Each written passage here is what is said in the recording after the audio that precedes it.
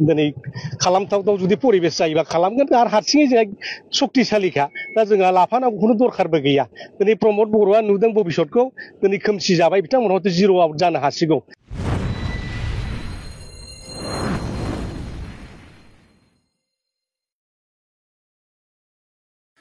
खुलुमबाय लोगोफोर बयखौबो फिन खनसे गोदान भिडिअ बरायलायबाय। लोगोफोर आं दिनै नोंथांमोननि गेजेराव राजखान्थिनि जोंनि बिटिसिनि माखासे राजखान्थिनि आपडेटखौ नोंथांमोननो शेयार खालामनो आं दिनै भिडिअखौ लाबोनाय जालायबाय। राजखान्थिनि माखासे बाथ्राफोरखौ रायजो राजाफ्रा थारैनो फोथायनो हानाया गोब्राबमोन नामा, थारैनो फोथायजामारा नामा, बे माने ओरैबायदि साननो गोनां बाथ्रा। थारैनो राजखान्थिया मोनसे गेम बायदिसो, बेखौ माने बबेथिं गल जायो, बबेथिं देरहायो, बबेथिं जेनो बेखौ माने रावबो फोथायनो हाया बा रावबो हमनो हाया।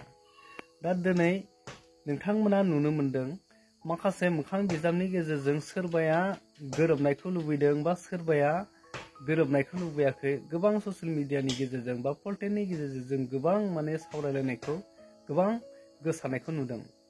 सोरनिबा हान्जाया दिनै इउपिपिएल बिपिएफखौ गोरोबनायखौ लुगैदों बा सोरबा हान्जाया दिनै गोरोबाखै। नाथाय बे बांसिना जादों राजखान्थि हान्जानि गेजेराव। नाथाय जायफोरा दिनै जायफोरा रायजो राजानि थाखाय खामानि मावनो नागिरनाय दैदेनगिरिफोर, बिथांमोनाथ' फंसे बाथ्राखौनो बुंबाय थादों, बिपिएफ आरो इउपिपिएलनि गेजेराव गोरोबनांगौ, खौसे जानांगौ, फैबाय थानाय बिसायख'थियाव बिपिएफ आरो इउपिपिएलजों बिसायख'थिखौ गेलेनानै बिटिसिआव सोरखार दानांगौ होननानै गोबां बर'नि माहारियारि आफादफ्रा, गोबां दैदेनगिरिफ्रा बर'नि मोननै राजखान्थि हान्जाखौ गोरोबनायखौ लुबैदों। नाथाय दिनै राजखान्थिनि जायफोर दिनै दैदेनगिरिफोर दङ, बिथांमोननि रावनिफ्राय बा बिथांमोननि बुंनाया एसे आलादा जालांगासिनो, जेरै रायजो राजाफोरनि साननाय बायदि जायाखै। नोंथांमोना नुदों साननैसो सिगाङाव मानगोनां प्रहलाद ब्रह्म सारा पर्टेलनि गेजेरजों बा ससियेल मिडियानि गेजेरजों बिथांनि बाथ्रायाबो गोबां गोसारदोंमोन दे फैबाय थानाय समाव बिपिएफ आरो इउपिपिएलआ खौसे जानांगौ, खौसे जानानै बिटिसिआव सोरखार दानांगौ होननानै। नाथाय बिथांनि बुंनाय बाथ्राया दिनै मा जादों? बिथाङा दिनैनि दिनाव मा बुंखो? बिथाङा बुंदों फैबाय थानाय समाव हाग्रामा महिलारि सारा हारसिंनो सोरखार दानो हानायनि पावर जाबाय बा पावर दंखायो। नाथाय बेफोरबायदि बाथ्राया दिनै रायजो राजानि गेजेराव ओरैबायदि माने गोनो गोथो खालामो, फैबाय थानाय समाव बिपिएफ आरो इउपिपिएलनि गेजेराव गोरोबनाया जामारनाय नङा नामा? राजखान्थिया थारैनो फोथायजाथावना नंमारा होननानै जोंनि रायजो राजाफोरनि गेजेराव माने फोरमान होयो। दा बिथाङा एसेबां मोजां बाथ्रा बुंनानै दिनै इउपिपिएलनि सायाव माखासे दुसिनाय बा इउपिपिएलनि सायाव बा प्रमद बर'नि सायाव माखासे गोख्रों बिबुंथिखौ लाखिबाय। दिनै बिथांखौ गाज्रि मोननानै माखासे इउपिपिएलनि दैदेनगिरिफोराबो दिनै प्रहलाद ब्रह्म सारनियाव माखासे कन्ट्रभार्सि बाथ्राखौ बुंसिगोन, दिनै बिथांनि सायाव माखासे फिन जाथायखौ होसिगोन। अब्ला बेजों माने बुंलायनाय दुसिलायनाय जेब्लासिम राजखान्थिया खाथि जायो अब्लासिम माने बुंलायनाय कन्ट्रभार्सिया बारा जालांसिगोन। अब्ला बै समाव बिपिएफ आरो इउपिपिएलनि गोरोबनांगौआ माने फैमाल जासिगोन आरो। ससियेल मिडियायाव गोबां रोखोम दुलाराय बर' फरायसा आफादनिफ्रायबो जोंनि रिजनेल पार्टिफोरखौ खौसे जानांगौ, इउपिपिएल बिपिएफ लोगो जानानै इलेक्सन गेलेनांगौ होननाय मोनसे नुबाय थादों जोङो। आरो बायदिसिना बिदिनो बुंलायनाय, सोरबा बुंदों माने हाग्रामा सारा डिपुटि चिफ जानांगौ, मालाबा बुंबाय थायो हाग्रामा स्टेट पलिटिक्सआव थांनांगौ। दा बेफोरबायदि अनेकथा माने बाथ्राफ्रा फैबाय थादों। दा बेफोर माने दासिमबो मोगथां महराव फैयाखै। जों खोनाबाय थादों सावरायलायदों मादों होननाय।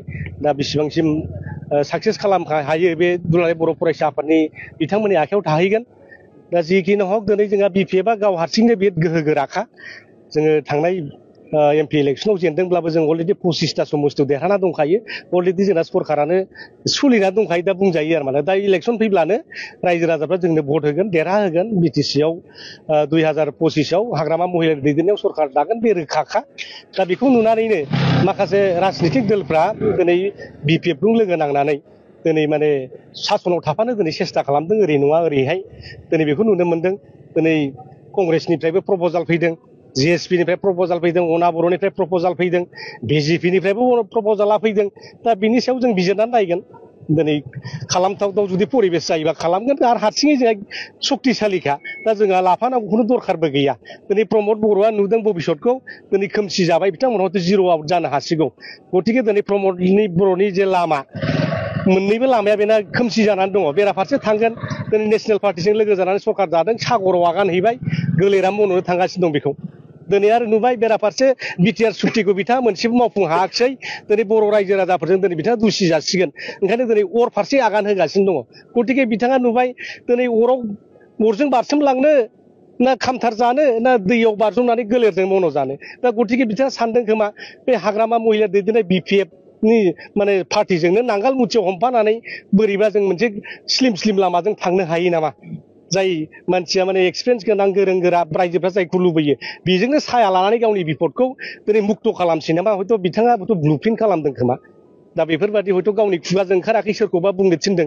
दा बेफोरबादि मोनसे गेमखौ बिथाङा गेलेदों जों बेखौ बुंनो हायो आरोखि दाथ' अलरेडि बायनायानो फर्मेलि डाइभर्स जाबाय दा डाइभर्स पेपाराव सहि होलायनो बाखि दं बिथांमोनहा दा पार्टि हिसाबै खुनु गोरोबलायनाय गैला जों बेखौ नुबाय थादों रेवा नार्जिहारिनि जेनाखि भाषणफोर बिस्वजित दैमारिनि जे भाषणफोर प्रभात बसुमतारी राजिब बांगाल बिथांमोननि जे भाषण बिथांमोना दा सरकाराव थानानै सरकाराव थानाय पार्टियानो नांलायलायगासिनो दं जों बुङोब्ला बिथांमोना अपोजिसन पार्टि नालाय बुंखागोन आरिगोन बिदि बुङोमोन दा सरकाराव थानाय मानसिया सरकारखौ दुसिलायदों देट मिन्स बे सरकारा फैलार प्रमद बर'आ दिनै फैलार जाबाय बे दिनै रोखा ओंखारबाय रायजो राजाफ्रा बुजिनो बाखि गैला बेनो फोरमान होदों आरो प्रमद बर'नि दुरबलथा बे मावनो हायाखिसै दिनै एनडिबिफ्रा जेलनिफ्राय गवाखिसै बिथांमोननि केसा उइद्र जायाखिसै स्कुल प्रभिन्सियेलाइज जानांगौमोन बे जायाखिसै कलेज प्रभिन्सियेलाइज जानांगौमोन जायाखिसै एनडिबिफोरखौ रिहेबिलेट खालामनांगौमोन बे जायाखिसै मार्टियार्स फेमिलिफोरनो दिनैहाय एक्सग्रेसिया फैसा होनांगौमोन बेखौ मोनफुंनो हायाखिसै सिमा बारायनाया दिनैसिमबो जाफुङाखिसै दिनै पावारा थांफिनजोब्बाय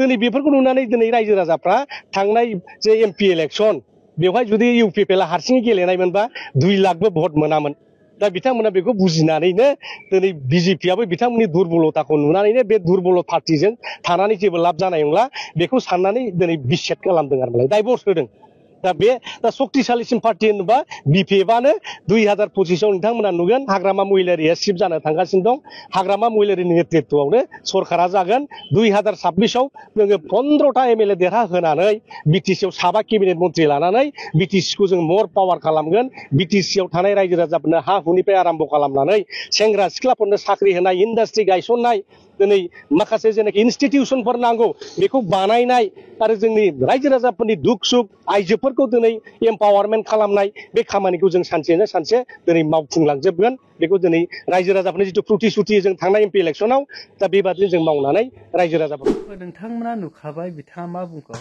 अब्ला बिथांमोननि बाथ्राया थारैनो फंसेबो फोथायजाथावना नङा जेसेबांखिनि राजखान्थिनि दैदेनगिरिफ्रा बुङो नाथाय बे बाथ्राफ्रा माब्लाबाबो सैथो जाया होननानै जों दिनै रायजो राजाफ्रा माने हमनो हायो आरो फैबाय थानाय समाव इउपिपिएल आरो बिपिएफनि गोरोबलायनाया जामारगोन ना जामारा नोंथांमोना कमेन्ट खालामनानै फोरमायदो आरो बेफोरबायदि बाथ्रा बुंनायखौ बेसेबां गनायदों बा गनायथाव नङा नोंथांमोना एसे सानै हयै नायनानै नोंथांमोना कमेन्ट खालाम जाहाथे बिथांमोना उनाव गोसोखौ सोलायनानै खौसे जानाया थारैनो जामारो जोंथ' बयबो लुबैदों रायजो राजाफ्रा लुबैदों बिपिएफ आरो इउपिपिएलआ खौसे जानांगौ आरो फैबाय थानाय समाव बिटिसिआव सोरखार दानांगौ आरो इलेक्सनखौ गेलेथारनांगौ होननानै जों बयबो आसा खालामनानै दङ नाथाय जुदि कन्ट्रभार्सि जालायोबा हले बे फैमाल जागोन आरो बिपिएफ आरो इउपिपिएलनि गेजेराव जुदि दाङाबाजि जालायोबा बे माब्लाबाबो गोरोबनाय जानाय नङा नोंथांमोना कमेन्ट खालामनानै फोरमायहरदो रायजोफोर आं नोंथांमोननो दिनै बेखौनो आपडेटखौ होबाय नोंथांमोना मा सानखो कमेन्ट खालामनानै फोरमायहरदो